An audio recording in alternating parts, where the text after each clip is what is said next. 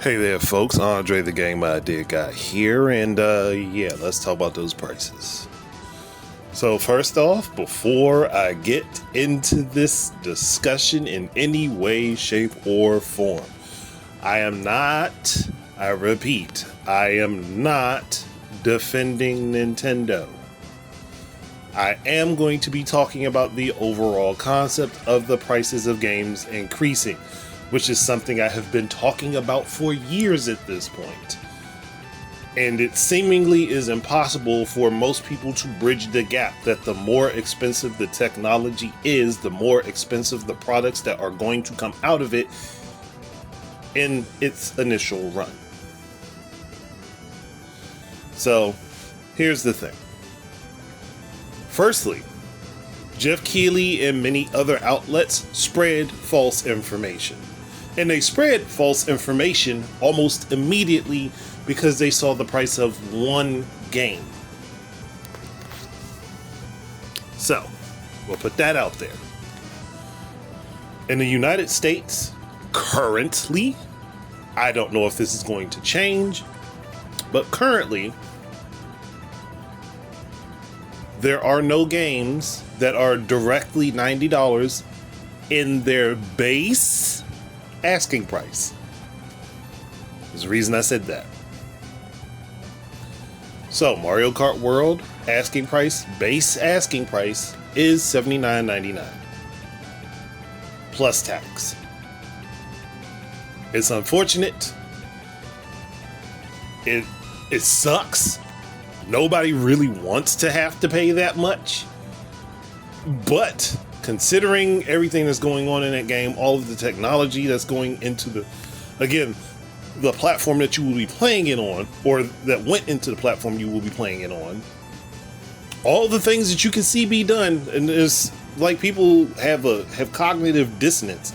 It's like they're thinking Mario Kart World is just another version of Mario Kart 8, which it is not. It is a completely new game, revamped, with different things that you can do, as was shown off in the gameplay trailer. And being able to do all that stuff requires a lot of work.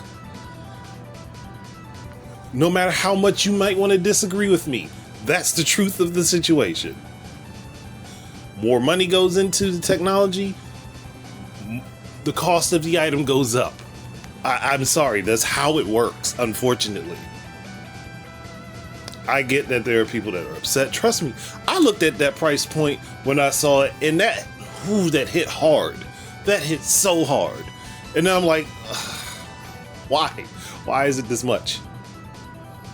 Then I thought about it. I was like, it's crappy. It's not like they didn't warn us that this was going to happen, because they definitely did. They did say that this type of stuff was going to happen. Yeah, they've been able to keep their prices and stuff relatively low, but cost of video game development is going up. They literally said this. So at this point, it was like, it sucks. It sucks. But this is what we're like. This is the card we're dealt. It sucks. It completely sucks. Again, no defense of them. Just bringing in all the information that I have. You think I want to be paying $80 for a game? No, I don't want to pay $80 for a game. Trust me, I will be searching for deals everywhere. Everywhere. Before I bite the bullet. I would definitely be searching everywhere before I bite the bullet. Some games I would be deeming worth it to pay that much money on. Off rip. Some games I would. The way Mario Kart World is looking, for me personally, maybe. But it does suck. Especially when we know everything else is about to get majorly more expensive over here. It sucks. It really, really sucks.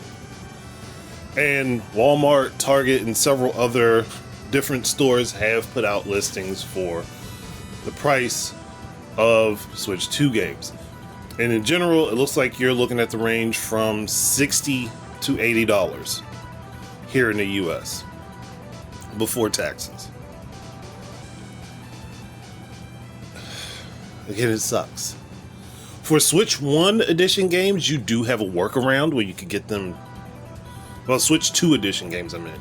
You do have a workaround for them where you could buy the Switch 1 version of the game and then upgrade either through paying the upgrade cost, or if you have NSO expansion pack, it's included for you. Again, this sucks. I'm not saying it doesn't. It does. And if I have to repeat that to you often enough, I'm sorry. I can't control the pricing. But people are looking at this like this is a situation with the 3DS. And it's funny how everybody can remember that device now. Everybody can remember that device right now when Nintendo released the 3DS and it was a slow crawl to get anywhere with it. Everyone can remember it now, but you couldn't remember it while the Wii U was on the market for some reason. But y'all can remember it now. Selective memory. But that little rant aside.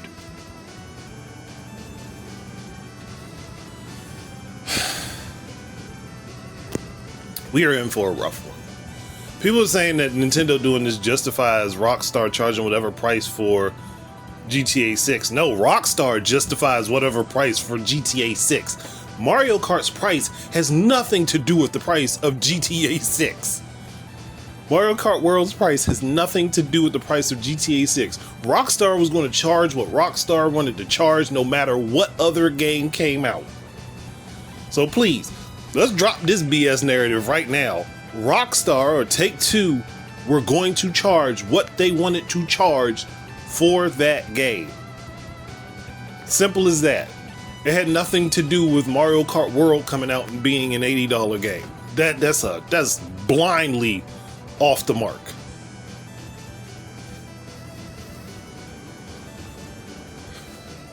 But it does bug me. It does bug me. It bugs me because the game looks so awesome and I really want to play it. I want to get into it. I want to get online and play with people in the massive world map for that game. An open world Mario Kart is not something we have had before. The closest we've had to a game that was similar was Diddy Kong Racing, and that wasn't even completely open world. That was like open environment where you had sections that you could go to for your races. This is a completely open world map that, yes, it has a mode that sections off the different map sections for individual races and or cups. And then you even have a mode where you race through, very much like the F-Zero 99 mode, where you have to be at a certain rank in a race in order to be able to continue.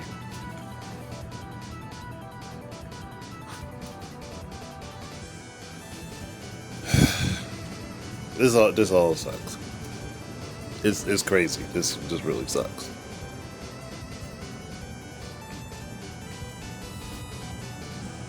I would prefer the prices of things didn't go up.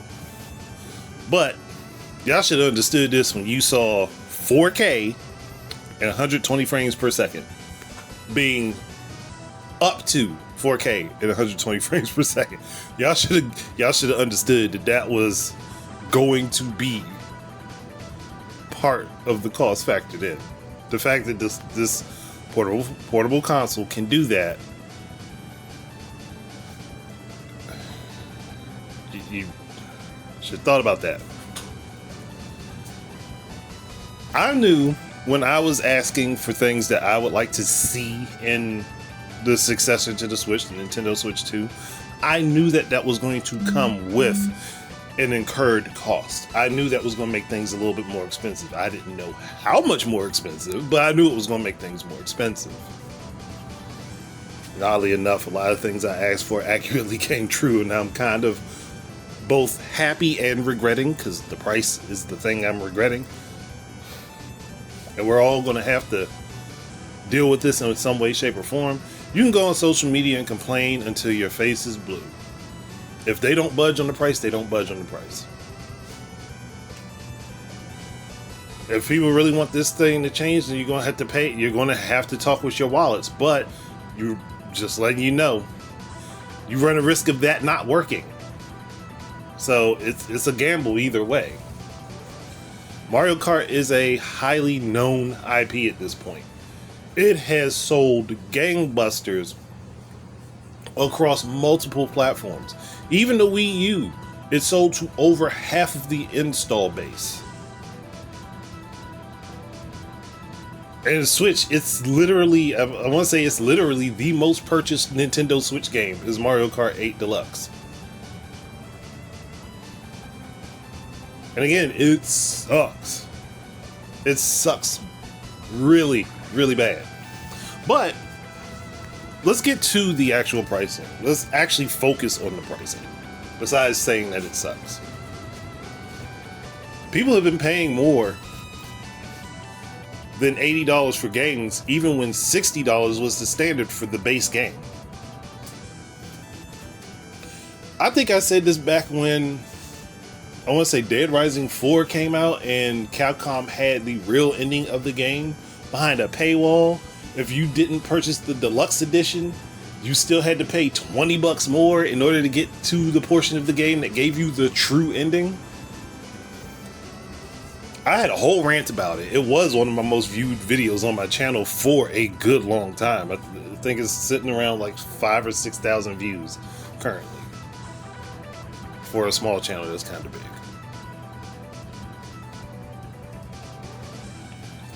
And again, this is the world I was worried about coming forward. It was, if you're cutting bits and pieces of the game away to sell it later as deluxe or now ultimate editions of a game, and the deluxe and ultimate edition of the game isn't really anything truly different.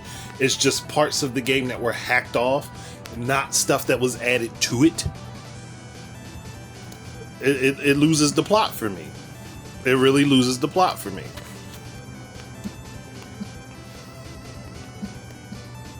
So even if I look at the pricing and I don't like the pricing, which I don't, trust me, I do not. But when I think about the fact that if I'm paying this price, and I've said it before, so I'm not being inconsistent here, I've said this before, instead of giving us multiple editions of a game that have hacked up parts of it, just charge me the full price for the game and I can just buy the whole thing together. If that's going to happen, I'm more accepting of that than Mario Kart World come out and you have the base version of the game at $60, you have a deluxe version of the game at $70 that gives you a little bit more of the map, and then you have the ultimate version of the game, which is the complete actual game, at $80. If they're just charging me $80 for the whole game, okay, it sucks, but at least I'm not being duped into thinking I'm actually getting the full experience at a cheaper price point. That's about the only thing I can defend in this. Like, at least I'm not getting multiple price points for this thing. I'm not being told, oh, well, yeah, well, you see, well, when we gave you the $60 version of the game, we only really gave you half of the map, so that other half of the whole map you can't access. So when we decided we were going to give everybody 24 racing cups for the full game experience, you purchasing it at $60 only get half of them. So you still have to pay $20 more to get the rest of the game and get the full experience.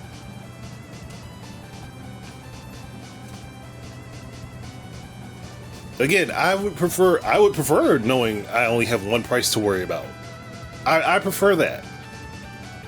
Because there are games right now, brand new. Not even on Nintendo, right now, brand new. That for you to get the full experience of the game, you have to pay $120 plus upwards of dollars. That's outside of Nintendo. Now, within Nintendo, I think the game that costs the most like that is Smash Bros. Smash Bros, and I think Mario Kart 8 Deluxe is like, what, $85 for the full thing? So it's not even that far off of Mario Kart World. Again, we're talking brand new prices. I'm not talking about used stuff or stuff that has been heavily discounted. I'm talking about buying it brand new, brand spanking new. No discounts or nothing, just brand new. To get the full experience of the game, or to be able to have the full experience of the game. That's what I'm talking about.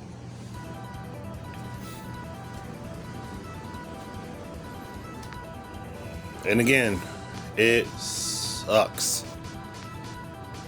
I'm not saying, hey, Nintendo was right for charging this, but that's what they valued it at. That's what they valued it at. Now, if it's not that valuable to you, don't buy it. I'm never going to be against people not spending money on something they think is above a price for them. If it's not that valuable to you, don't buy it. But also don't pirate it. Don't buy it, but don't pirate it. You are not entitled to that experience. Doesn't matter how long you've been gaming. I've been gaming for 36 years. I am not entitled to any experience that I can't get my hands on myself. Legally. You're not entitled to it. Again, there's some gray area. I've always said there's gray areas. Some people disagree with that. Some people do. But when it comes down to a brand spanking new product that just came out, no, you are not entitled to it. You don't have to have it. And if it really bothers you that much, there are other games out there. There are alternatives that you can go ahead and play. They just won't be Mario Kart World. And trust me, I'm only using that as an example. Again, I do know that some of the games that have enhancements from the Switch 1, which higher frame rates and also additional bonus content when it comes to the Switch 2. Trust me when I say, I know that the price bugs everybody. It bugs me. At least in the vein of the Switch 2 enhanced versions of games, you could theoretically go get a used version of one of the the Switch 1 versions of the game for your Switch 2.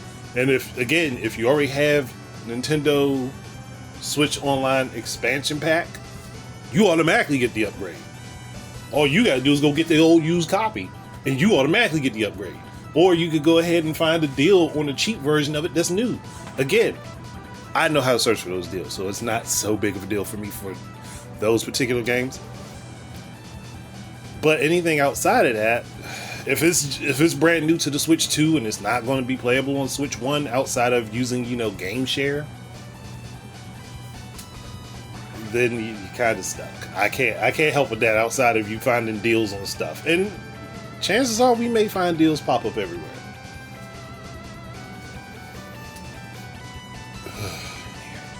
This has just been a hellstorm of a situation with so much stuff being thrown about.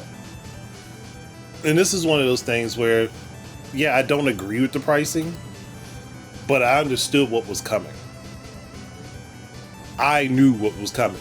Looking at this logistically, I knew what was coming. If you think about all the features on the console, everything that you can do with it, the price of everything was going to have to eventually go up. It couldn't just stay static like that. For as much as we wanted to, even outside of the political factors involved, we were told that this was going to happen. We might not have been told the exact price, but we were told it was going to happen. So you should have been expecting something. And granted, I know the first thing that was going to be was like, well, people probably expected it to be $70. Most people didn't want 70, but people probably expected it to be $70. And you know what? I figured, because I did too. I expected that price too. I was so expecting to see $69.99 pop up on there. I knew it wasn't going to be $59.99, but $69.99. I was like, yeah, okay, I figured this is what it's going to be. Boy, was I wrong. I was wrong. I had to eat that one. I was wrong. I was wrong in so many ways. But Nintendo hasn't really done standardized pricing for everything. They kind of have a tier system that they implemented for pricing for their games. Their more popular IPs are going to be the more expensive ones. So, we gotta be ready for the next Zelda game that is directly produced by Nintendo being about $80. I expect that that's gonna be the case. It's going look. We gonna be like mad. We gonna be cheering about how the game looks. We're gonna be cheering about the graphic, the gameplay, and the story, and then we gonna be biting the bullet, looking at it like, man, why? Why did y'all have to price it like this? Why you gotta kill me? But that's what they gonna do. That's what we stuck in. That's what we stuck in. Man, it hurts. It hurts. It hurts a lot. It hurts because it's just like, man, that price creep. That price creep is getting out there. Man. I'm still fully trying to process that part myself, okay? Like, I'm still trying to process that. Knowing that there are games that are going to be $80. Baseline, $80. Oh. That's harsh. But if the only potential thing that could be good out of this is if they spend more time making complete games and less DLC. Now, in my heart of hearts, I'm doubting that. I'm wholeheartedly doubting that. But I'm trying to hope, okay? I'm trying to hope. I am trying to hope. I'm trying to hope that they don't drop a whole boatload of DLC with these games. You just get like the one price and the game is complete when it comes out. Maybe you get some updates to fix some stuff, but not. I know. Let me live in my fantasy world for a second.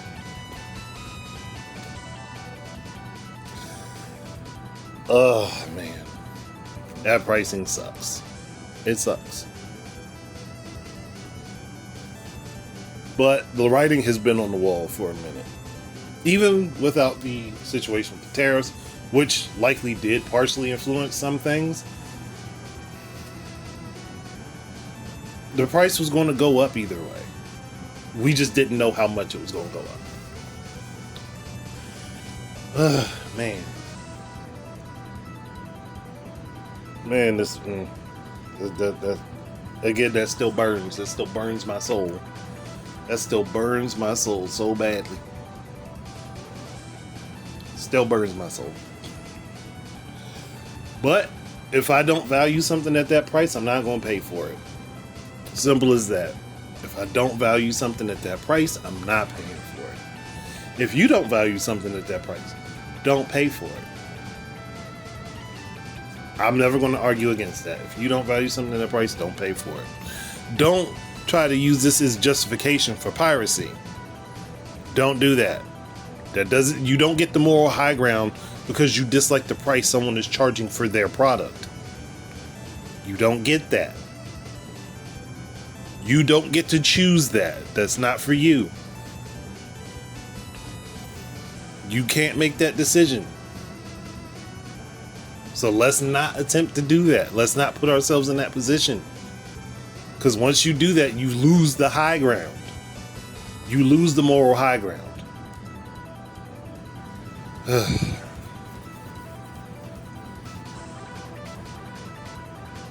But I think I'm going to get off this soapbox. I've said enough. I'm worn down by this. Really worn down by this.